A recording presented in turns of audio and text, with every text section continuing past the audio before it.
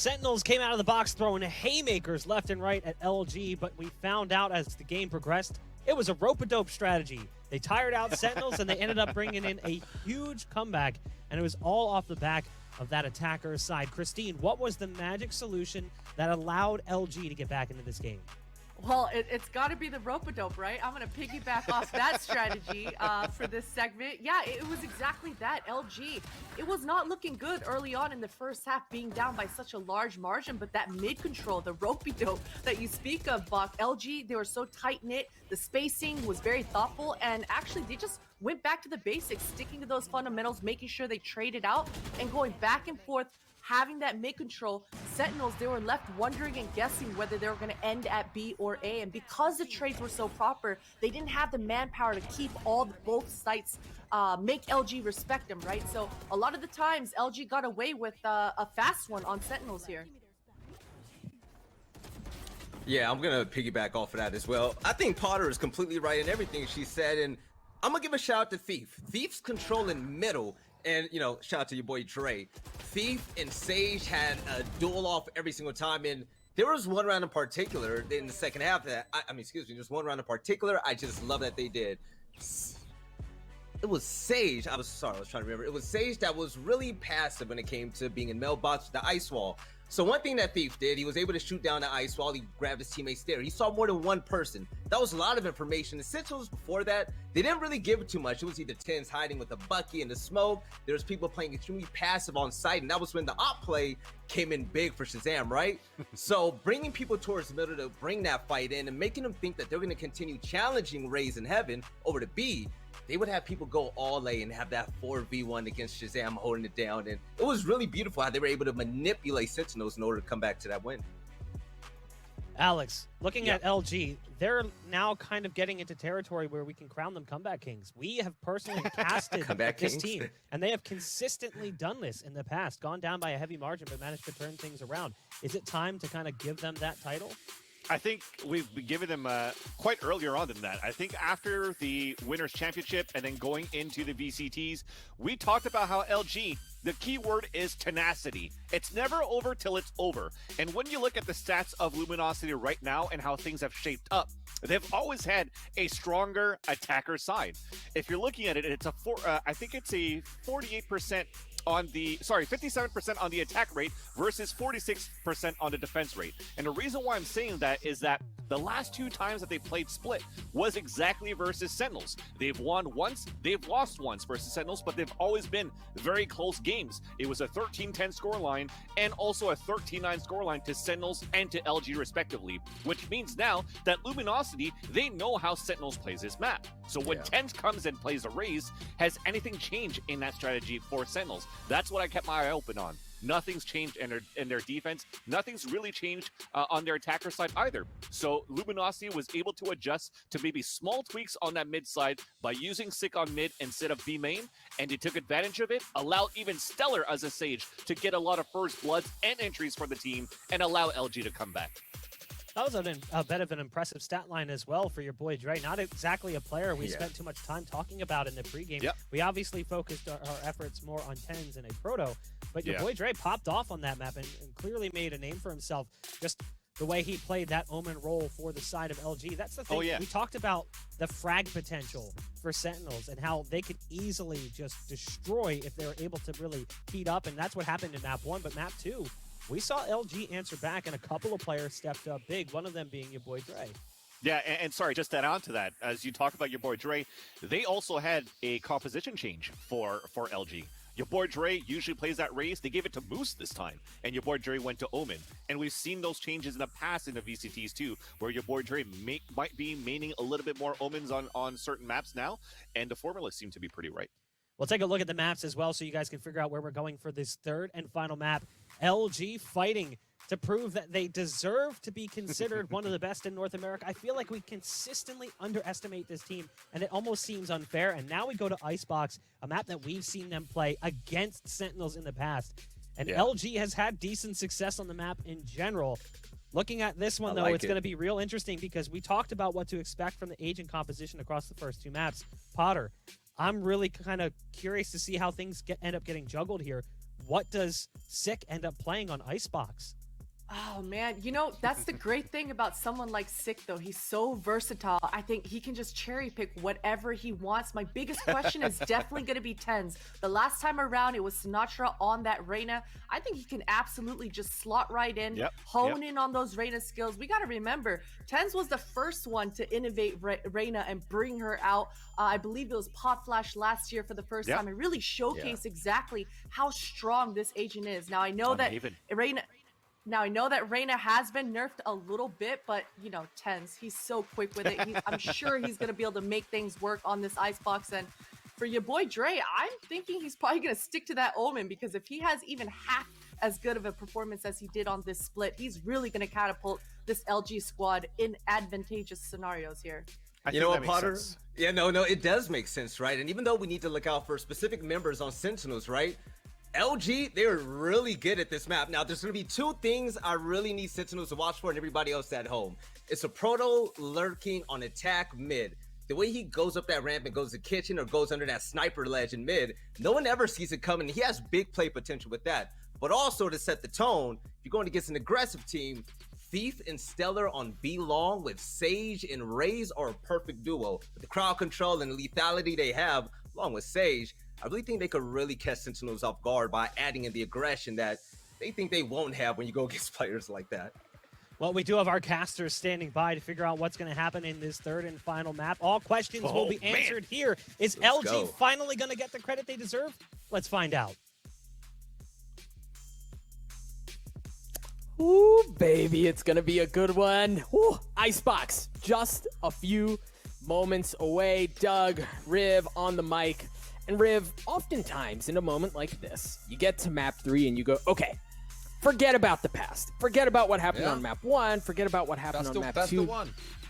But look, man, there's so much history. There's so much there that you almost have to talk about it, right? And let's do it. Let's go down memory lane, okay? The desk mentioned that they've played 3 times in the series. Yeah. Luminosity has won 2 of them. Sentinels won the most recent one. Let's talk about Icebox, okay? All the way back, Winter Championships, the final deciding map was Icebox. Overtime in favor of Luminosity, 15-13. Okay, cool, spicy, right? It's a good one. Let's take a look at the second time. What's that?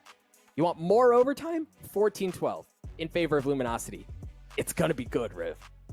Yeah, I cannot wait, especially the innovation we're going to be seeing here.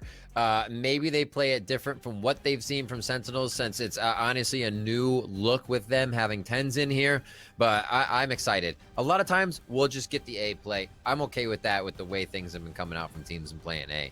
But LG, we're going to have them on attack first. We'll see what they can do. Thief back on that Reyna. It looks like a good squad here. They're not playing a Sentinel though, so I'm sorry, they are playing a Sentinel. They're not playing anything with that intel. Fine, Killjoy or Cypher, let me be specific. So I expect Sentinels to be pushing here. I expect them to find every angle that LG is not and be on their flank immediately. It's going to be good. We are loading into the map again. This is the rubber match. This is a decider between these two squads. See Sentinels starting off on defense. Luminosity looking to see what they can find as they try to test their mettle on attack. A good bit of presence already down B long, but the spike is nowhere near that. Quick little vision from the Owl drone there. His B has been taken so far, but they're just seeing what reaction they can really get out of Sentinels right now. Spike's still just chilling for the time being, if you haven't recognized that on the minimap for the viewers. And Sentinels LG is really playing the feel-out game here and testing the waters for each site. Yeah, and you think about the utility that's already been used, right? The wall goes up from Sage. They know that that's offline, and meanwhile, Dre has very quietly and sneakily made his way up towards A. He's going to drop that smoke across the middle of the map to, again, draw some more attention away from A, but that's exactly where they want to go. Zoms is going to be the first one there, trying to play contact, trying to keep Luminosity back. I love the consideration. Just a small choice of utility usage on the way in. Yeah. We saw Proto run over that spike. It was picked up by Moose. He planted it, so they can now get his cooldowns up and running. Dapper goes down to a Proto as they're trying to get back into the site to make it happen here. Tens with a nice shot on the frenzy as Shazam also picks one up. They're running forward, but here's Thief picking the pockets left and right as he comes around from the flank. Beautifully done by LG to just read Sentinels on the retake. And it is going to be Sentinels coming up with that one, actually. And they Just play quick that so flap well, of the right? round So there, getting me. Wait, like, so they get on the site, they get the spike down, and then Luminosity plays back, right? Like, they were playing to play it through chaos, very similar to what we see on B on Haven, where you're just spamming through smokes, through utility, what have you, to try to stop the defuse. They wisely just play aggressively. They go in to Luminosity, they get the big kills, and they're able to take that away. Meanwhile, the flank was playing out. It didn't have enough time. So well played by Sentinels to have the wherewithal, to know where to push, when to push to make it hurt. Proto pushing in, gets taken down. Your fault. Or sorry, takes one down, I should say. Just checking the score, making sure I'm right on where they are, because I got mixed up last time. I don't want to have that happen for the viewers. Zombs takes 2. Always good for that, as we say. And now they're moving over. Shazam's 20 HP. Now, they've been working the defense to have 1-and-1 all the time. So you're going to have somebody the knowledge of Moose planning here. And I'm very surprised here by Sentinels coming in very strong on defense, able to stop them once, and LG is now forced to just scramble for these eco rounds. Boom. Yeah, not even going to go down. That. Yep, I like that. I like how they play it. I also, you mentioned how they, in situations like this, we've seen Sentinels assume pretty similar positions. This time they kind of spread themselves out, right? Make sure no stone is left unturned. And as you saw, it was Dapper who was there waiting, able to take him out. But now we're going to see Luminosity from a position of strength where they're going to have rifles across the board. Yeah. And it's not, I mean, there's some bonus happening on the side of Sentinels, but it's not like they're walking in without rifles, Riv. Shadows traveling. Arden. Ooh, that's Nice. not what he wanted. Just getting the coattails of Shazam, and that's actually a huge drop there. That was supposed to be him alive for the next few seconds, gaining intel, giving it out, and making the first play to dash out. So now LG has a lot more that they can work with here.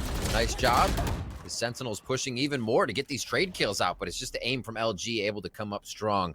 Is that kind of eco-buy bonus, I should say, not eco-buy coming through here for Sentinels. So good job by LG to pick this round up. Will allow them to face Sentinels Vandals next round. Plants going down. Stellars wants to fake that one for just a moment.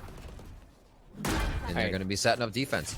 So you've got to be careful if you're Luminosity. Tens is 1 point away from his Empress, and he's one of the few that had a rifle going into this round. So this round is not won by any means for Luminosity. They're assuming post plants. Zombs has a little bit of utility. I don't think he's going to be able to upgrade his gun, but you've got to keep an eye on the flank from Moose. Yep. It wasn't Moose. It was actually Dre who took care of Tens.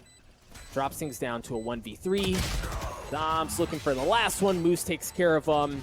It looked dicey, but Luminosity was able to take the round away.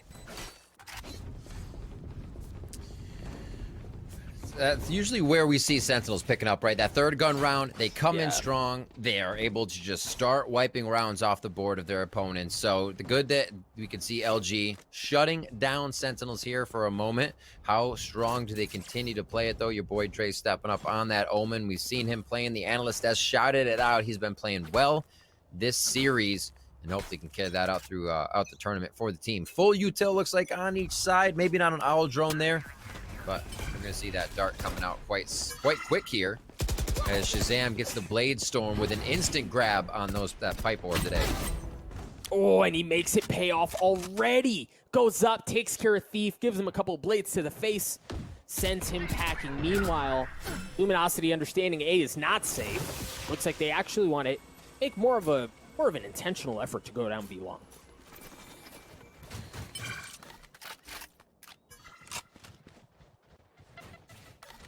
Watching their back. We talked about having to watch their back quite a bit here without having that Sentinel flank.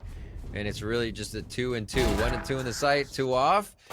Nice trade across. We might see that spike coming back right now, but that also could be them working off the spike. Sentinel sees that. They feel like they're going to have to put all their pressure over towards A, and this one works out very nicely for LG. Oh, that's info. Look at how they're pulling off. They know where that res is coming from, so they think, okay, the res is there, Sage is over there. That might be where the play is. Meanwhile, they leave one on B. They hear the spike go down, and now they're scattering to get back to where the play is. Luminosity play this so well. Sick has no idea. Sentinels gets caught. Shazam drops as well. Dapper looking to equalize things. He and Zombs left alone in this 2v3. Much like we saw just a few moments ago. Post plans for Luminosity as the clock continues to tick away. Zombs on the tap, steps right off, and there's the Hunter's Fury that you'd expect, just trying to buy time, right? Stellar good for 1, Stellar good for 2, the round in favor of Luminosity, and what a beautiful round it was. I love that ult at the end there. Knowing they're going to be coming from whatever angles you haven't checked yet, it scatters them a little bit and does not allow clean shots for Sentinels on the retake. Buckies and Sheriffs across the board. That Bucky goes over to a Spectre, actually, as Dapper is feeling a little bit more range is going to be in his favor. 2-2, though. We said this was going to be quite an interesting map, and it is now going round for round. Captain Shazam up on top there, fragging out pretty well to start with Stellar, the Battle Sage, 5-1-0. Bringing up the bootstraps there for Luminosity. We'll start off on to round 5 here. A little bit of love towards mid. Actually, a lot of love towards mid. Is Six going to be able to see just one, though? I wonder how much he decides to stay and trade through the smoke. Yeah, no real idea. Dapper can really blow this thing up, though. He just goes down long enough to get the ult orb, but now he has an option on whether or not he wants to go in. Luminosity sticking it to him as they shove it down their throats. Proto gets on to Shazam. The wall's gonna go up. Baby. Oh, but Sick with the Bucky. Holy cow. Psalms is good for 1 as well. It's just Dapper that's left alone against Moose in a 1v1. He's got some utility, and he's got a rifle as well. Dapper not nearly as fortunate. And the biggest problem here, Riv, is that the spike is not in the hands of Moose. He can do it. Oh, the look away. The hesitation on that position for just a moment. And it's going to be 100 to 18 HP here. He does have 2 shock darts. Just chuck them in the air. Yeah. Play the floater darts. Yep. 300 for the plant. 30 seconds left. He's trying to throw a dart out there for a quick second, but doesn't have it for another 10 seconds. And he plays the kitchen. How is Dapper going to realize this? Does he actually go for the high ground right away and put himself up on snow pile there? What a play by Moose. The ring around the rosy, but he may not expect it. It's Dapper already crossed into the site. And I don't know that, Riv, I don't know that he has... I think he's going to have to reposition from there to It use creates a utility really to poor make angle something when he starts defusing, you're right. Yeah. So Moose here is going to have to... All right, there's the tap. It's letting it get to half... Oh, no. Yeah, I don't know that he can do it from there. Dapper, like a thief in the night, takes the round away. A thrifty one at that. Sentinels come up big. A situation I don't believe Moose has put himself in before, understanding that he would be around the back, considering it, but the fact that you can defuse the spike from about 360 and a foot away means that wasn't Dapper sitting in the open. Oh, man. That's unfortunate, Doug. Oh, it's so unfortunate, and it all really goes down there. We were, kind of watching it play out and wonder, how's Moose going to play this? Is he going to try to do some lineups with the shock darts? But it looks so good. It did. All right, now, let's see what they have. Given how that went a bit sideways, you see a whole lot of ultimates on the side of Sentinels, and Dapper's just 1 point away from his. Have an operator in hand as well, and well, why operator? Why ultimate when you've got 10? Ooh, is that a leg? She didn't come up there. They were able to finally take down Thief. 10's coming up with 2 big ones. The Reyna. He's feeling pretty good on it before he goes down in this round. Round 6. 2 of LG now pushing in as far as they can. Moose and Dre open. Dre's had quite the series, but this is going to be a tough call. Nice start out. Stick gets a little bit of high coming in. Your boy Dre's going to know that's happening, but 1-2 real quick solidifies this round in favor of Sentinels. They're stringing out Luminosity within these gun rounds now. Being able to pick off a few with the op it's not allowing Luminosity their full power. They're very good when they can trade off each other, and they haven't lost too much before getting into the site. And Shazam has found a way through the defense, I should say offense, that Luminosity's bringing to the table here with the operator. And, you know, that's a different look for TenZ. You know, the narrative is, you know, he's going to be unleashed. What's he going to do? Is he just going to play totally loose and, you know, make crazy things happen? That felt like the first time we really saw him do that, where he's like, guys, I'm going to go, right? Like, I'm just going to go and see what happens, and he comes up big there for Sentinels.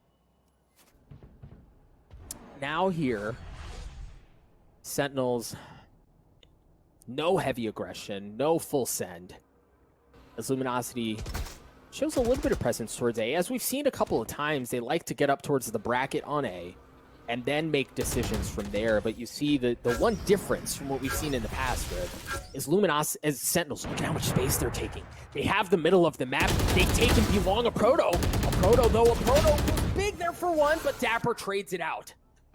Takes the armor off as well of Dapper. There's going to be a res there. And quickly farming that orb to make sure they can get right back to a res situation as well. Thief's just hanging out. I'm sorry, Six just hanging out. He has ultimate back there. He's going to start using it. One tag. That's going to be a double. Takes down the spike. The third one's going to go wide, but he's just trying to get it out so he can get back into the action. Zombs drops Thief. And with LG not having site control yet, they're still looking to push forward a little too early without intel on Sentinels. It's costing them big time. Sentinels comes flying in Spidey style there.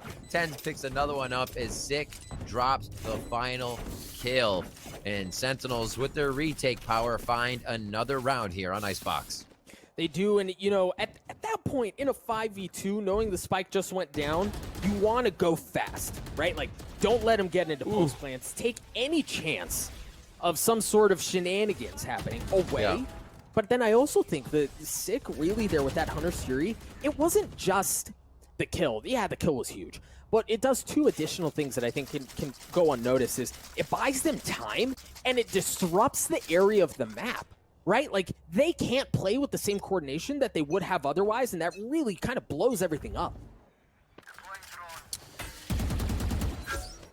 How do they play it now? Things are getting a little spicy for Luminosity. They are on the defensive side here. It always feels a little bit stronger. Or, sorry, offensive side here. It always feels a little bit better when you can secure yourself on D and pick up a few rounds, making the opponents choose what they want to do. Here, oh, gets him with the dart out. TenZ, that timing as they walk into B. Ults, a lot of ults on the side of Sentinels right now to be used, but they're not even going to try to do that. A flawless round coming in, Doug. It's happening quick. They hesitate and then they don't. It's over before you know it. Yeah, and I think for this point, knowing that they were on pistols and knowing that they can often make something beautiful out of a really crappy situation when it comes to pistols, that time, nothing doing. But now we're going to see Luminosity here. For this half, right, we're starting to have this conversation where the windows for Luminosity to make this half competitive they're starting to reduce considerably, right? Like, you're not going to get very many more chances to start a snowball as far as economy goes. Rattle off a couple of rounds, get this to a competitive situation. You really kind of have to do it now. Well, attack pause is a bit of that discussion, right? How will they be able to get themselves back into this? It's not going to be making snowmans. Maybe it'll be calling some info in from the Pangies. Who knows?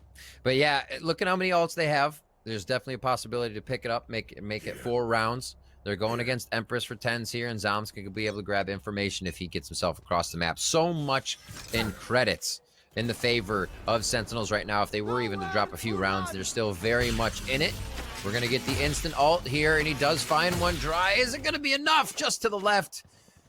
And they are going to try to work off of this. Easy heal. They know who they hit on that one. So all they have to work here is just a bit of utility down. Your boy Dre doing that push towards mid. Usually where Thief would be. They're leaving it up to him as Dre is feeling great right now. And he's going to make his way into kitchen. How big does this play become if he can make the move before the team really activates on the entry? It's going to be one, but he's not able to get it as TenZ turns around at the perfect time. You got to be kidding me.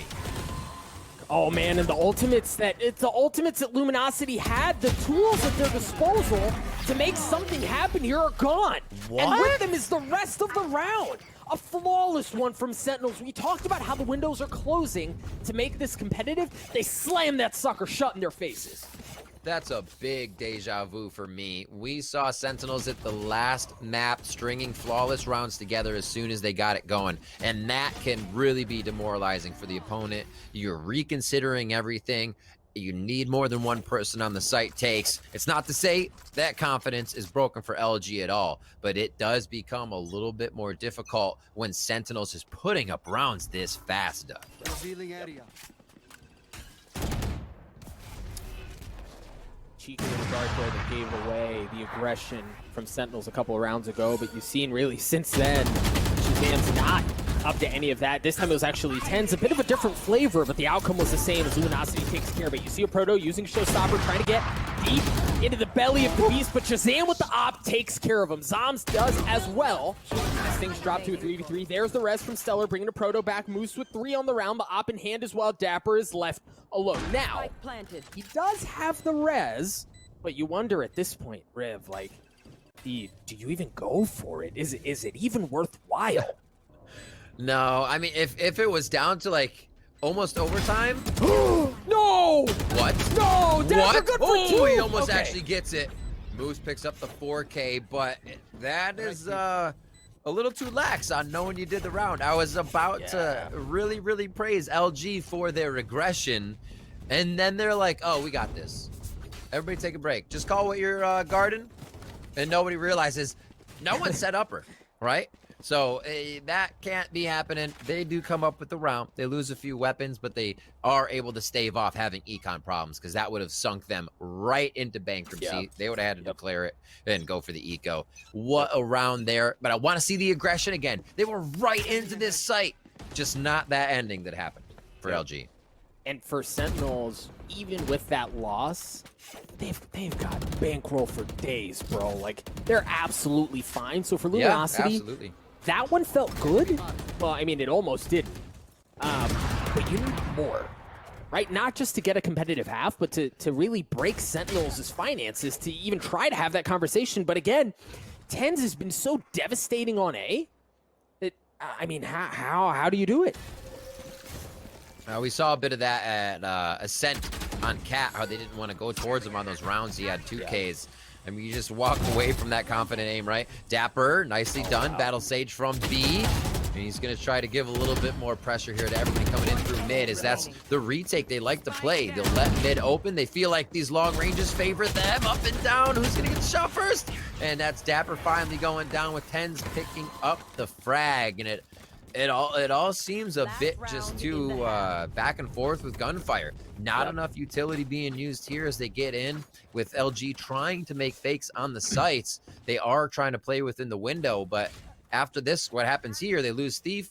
They'll run through what B here. It just seems like they're all in the open, Doug. Well, and I think the problem was they got info. Sick did when they saw going under tube, when they saw Luminosity going under tube. Right, and then they went in aggressively, and look at the position of that wall. Look at how far up it is. It's forcing them around yellow. Luminosity, kills traded back and forth. But map-wise, that round was won for Sentinels well before it was actually over. Whoop. Dapper squeaks out of that one, just losing a bit of his armor.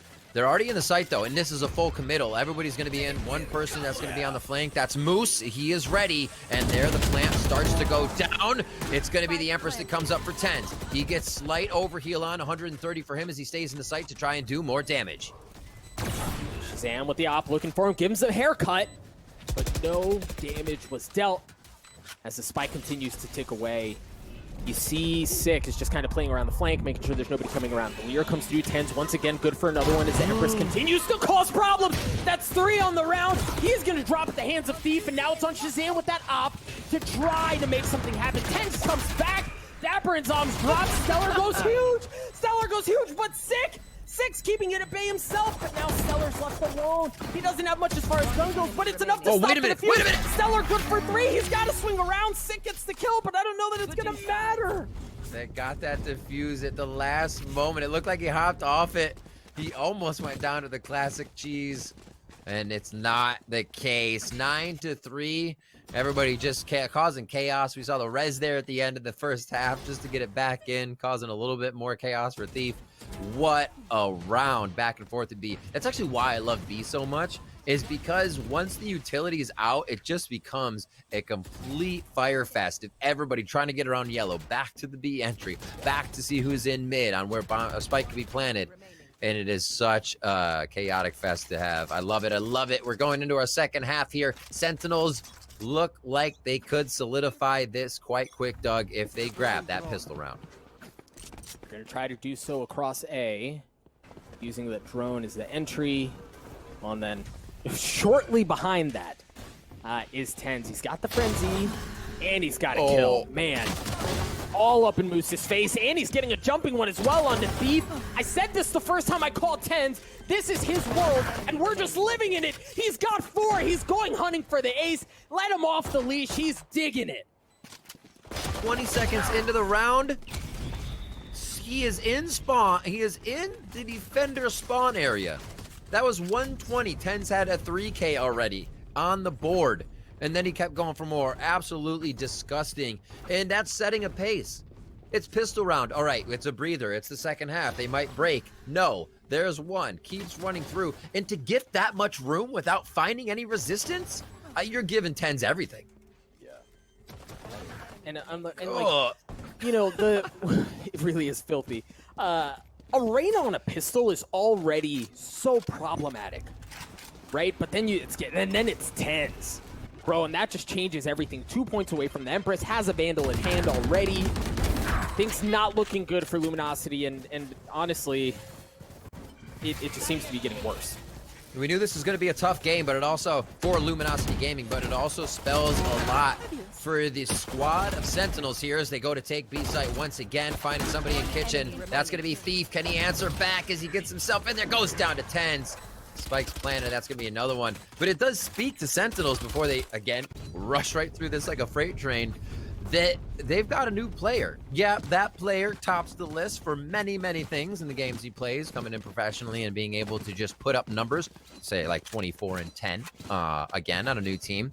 But not letting that affect them at all, understanding how to play around that and not saying, hey, change X and do this. No, it's TenZ is on, this is how we play. TenZ can do what he wants. It's not free reign, but you don't reign something like that in. And Sentinels has been able to organize that and orchestrate it perfectly. It's like asking Curry not to shoot, right? Like, let the man do his thing. And again, a beautiful round there. All right, but now for Luminosity. We talk about windows closing. I mean, it's do or die, basically, here for Luminosity. They have rifles. They're rotating over to A.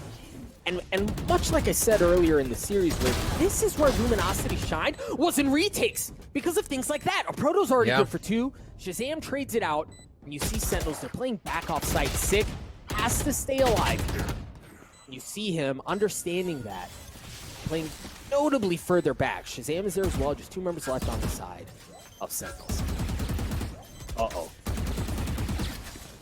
Tappy's on the bomb. Spike could get defused here. He's going to hold it. They're going to get it. Oh, no, my God. It was just before it got defused. You have to be absolutely kidding me. They're going to be able to pick this round up. Wow. No way.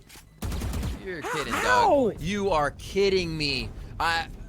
Maybe 0.3, 0.4. That was right there. I didn't think they were going to be able to get around the wall. Perseverance pays off for Sentinels. They push Luminosity back against the ropes that much more now.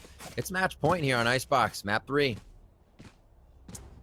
And for Luminosity, a Spectre, 2 Bulldogs, light armor in the hands of a Proto and Stellar. Wow. They're going to limp their way into this final round.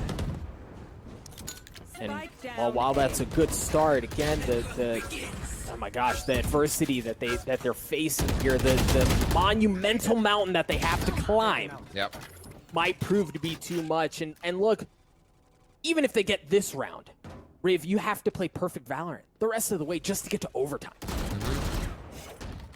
Oh, that's good damage. 5 HP for Zoms. It's going to be tough.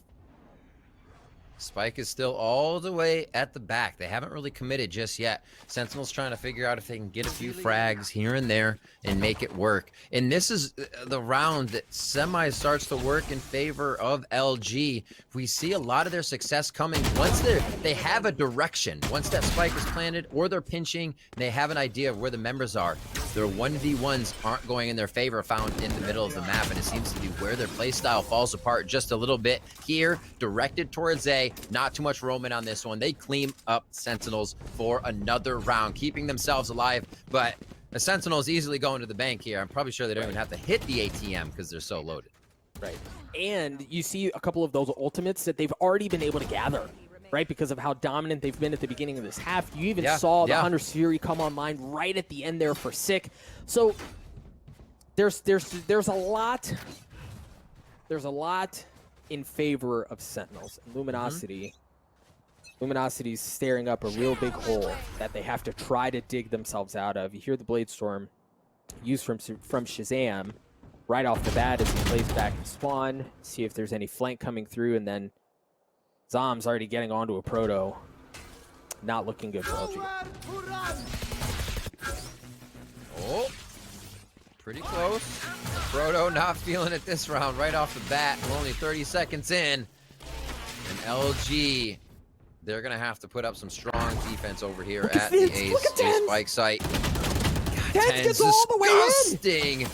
That's the thing. He's taking so much ground. When he does, he'll find 1 to 2. Boy, Dre coming up huge there with a few as Sick transfers back onto that. They get Shazam back into the game now, and it is still match point here. Series point for Sentinels as the spike goes down on A site. From both, the 3v3 Thief, good for the first one with the Bulldog as he takes care of Dapper. But again, great position from Sentinels in their post plants where they can just do so from safety, much like we saw last time. Thief good for 1, but Sick once again left alone in a 1v2. Shock darts there, no way. Sick gets it. Down to a 1v1. Stellar's trying to stick it. I don't know that he even got it to half, but Stellar takes care of him. We're going to live to fight another day. Let's go, Doug. Let's go. Another round coming in. The pressure is on. The speculation, but the only thing that happens here is Sentinels gets comfortable. Oh, we need 1. It's 7 away. We're fine. And a game does feel decently comfortable when you're this deep into it. I remember talking at First Strike to Shazam. I'm like, they were coming up 7, 8 rounds, and he's like, they were always under 10. We never felt pressured. And so you know what they're thinking right now at Sentinels. They're like, all right, 1 more, let's get it. But hopefully that doesn't plague them. Well, and now look at the financial implications now, right? Moose has a Stinger, or excuse me, Spectre, but Sentinels don't have rifles. I think Tens has a Bucky, but other than that, they're certainly not packing the same kind of heat that they would want to be bringing in otherwise. Diving over, double pipes. There's your duelist going in on the left side, trying to stick together. Moose gets 10s. He forgot to check that right side, thinking he was going to find someone in front of him like last time. LG coming up big with a few frags, and that's going to be the round. Lickety split for LG. 6 to 12 here. This should be the purchase now for Sentinels. So we may see a slow round here, but a possible victory for them. Shazam gets that operator. It's how they've been getting their wins before. You pick apart LG ever so slowly, and then you win in the sight. Right, and then if that doesn't work, you just send Reyna just to freaking run at him, right? And like, give Tens a jetpack, and he's on the other side instantly. Right, exactly. Like, just that's the strat. Go Tens go, and everything works out. But as we've seen, the last couple of rounds have not been that way. And again, for Luminosity, if it has to be perfect VALORANT, you can't afford a single mistake. For them to have gotten as far as they have already is impressive, but this might be the straw that breaks the camel's back. A Proto trading out Tens. The spike, fortunately for LG, nowhere really near a position of power, and a Proto's in a great spot here, at least to get a kill. No, he's not even good for 1. He has to back up, and now they know where he is. They're going to challenge him. A Proto drops. Luminosity just down to 2. Thief uses that Empress because he's alone, and they have to split the resources. They can't afford to give up a site alone.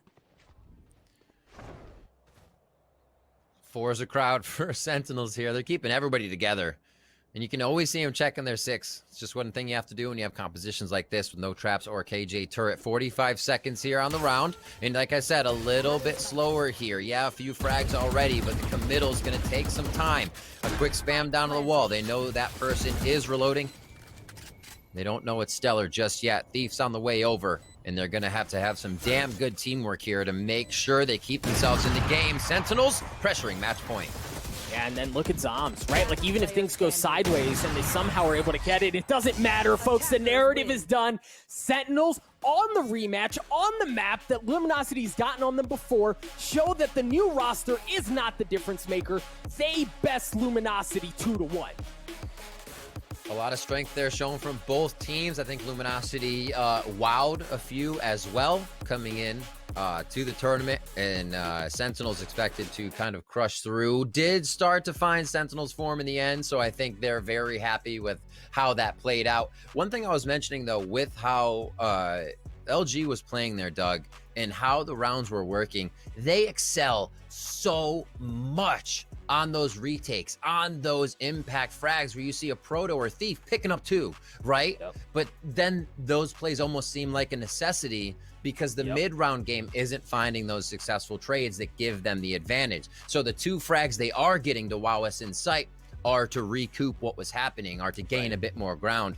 Once they're the ones doing that first and being the first to the play, more info, LG is going to be a hell of a team to be reckoned with.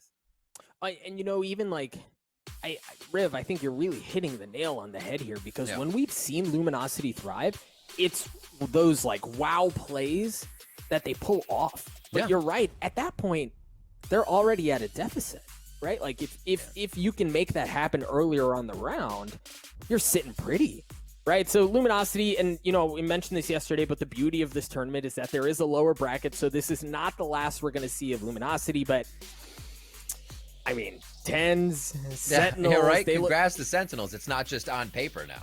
I mean, shoot, right? And they look good in a number of different ways. We're going to throw it over to the desk to break down everything that just went down. Take it away.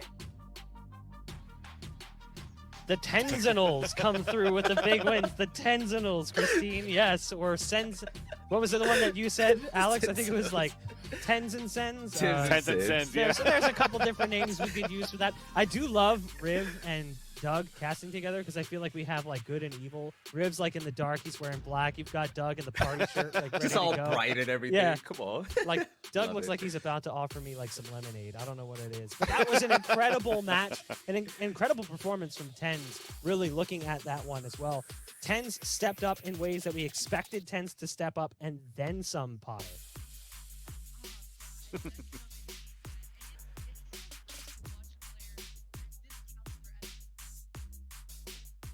And it's so great to see, sorry about that. It's so great to see a player like Tens at this level looking like he's just smurfing out there. He's absolutely farming. And it takes a whole nother level of confidence to be able to have that sort of demonstration, right, of that skill set, right? And Tens, it's really hard to maintain that consistency of that confidence every single round, but he never let go. He didn't stop pushing. And the thing is Tens also thoughtful about it. Even though he's on a pub-stopping agent like Reyna, a lot of the times you see that he's just distracting, applying the perfect amount of pressure so that retakes such as that, the very last round of the first half, is able to come to fruition.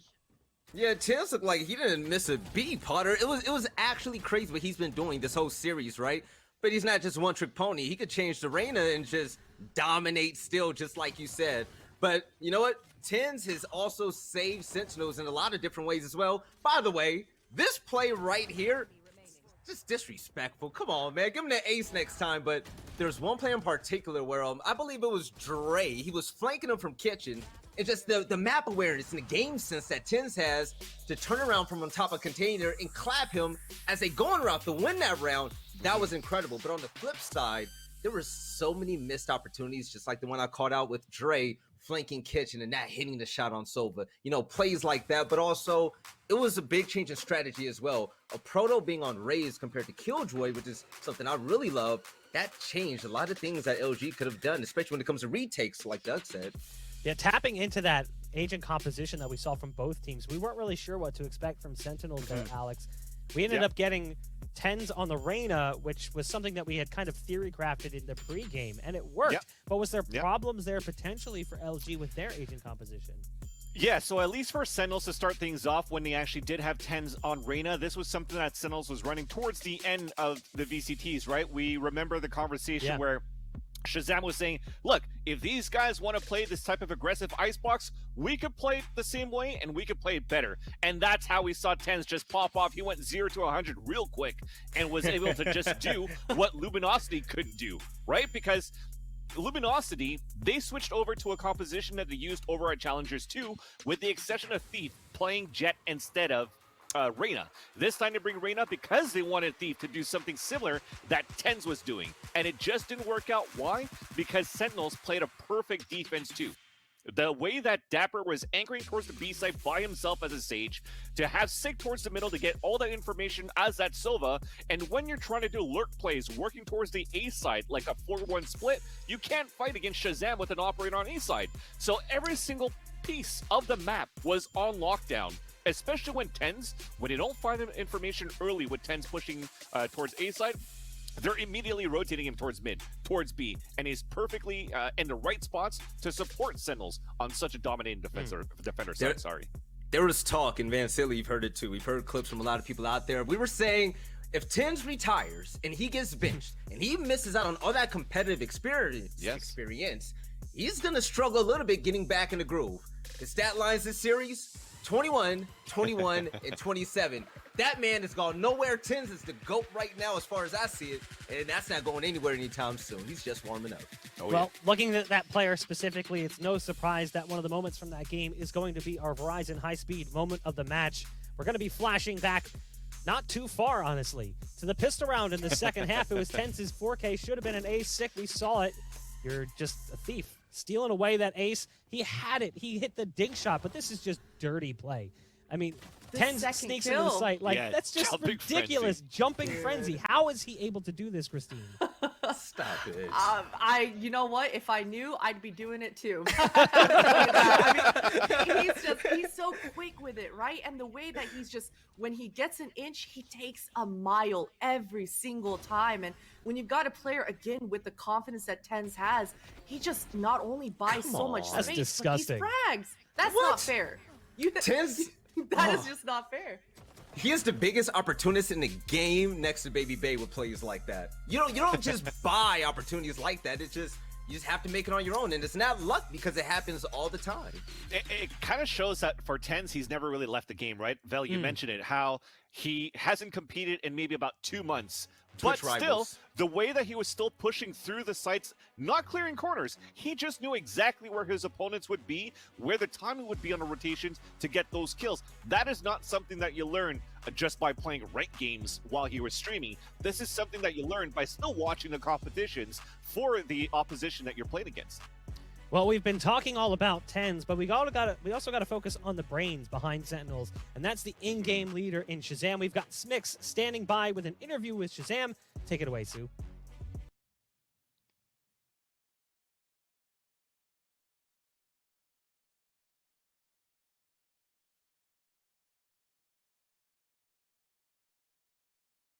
It has to feel good, you know, coming into this tournament with very, very limited practice, if I'm hearing right, with TenZ, and then going up against an opponent like LG that always seems to push you guys on such close maps. Curious what's going through your head.